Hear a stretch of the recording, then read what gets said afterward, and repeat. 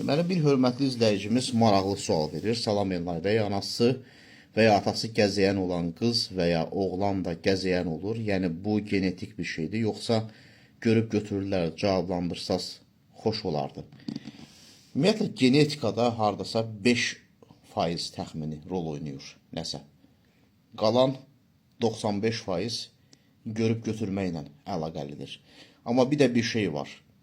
Yəni, tərs effekt qanunu da var. Yəni, eyniləşmə qanunu da var.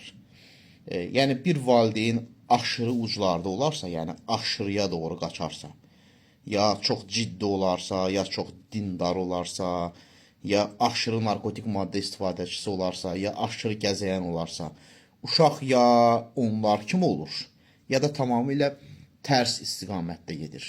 Yəni, məsələn, anası gəzəyən olan qız ya anası kimi gəzəyən ola bilər, ya da tam tərsi istiqamətində bir adam formalaşa bilər ki, dindar, ümumiyyətlə heç oğlanlara da baxmayan belə bir qadın modeli formalaşa bilər. Yəni, siz dediyinizdə qismən həqiqət vardır.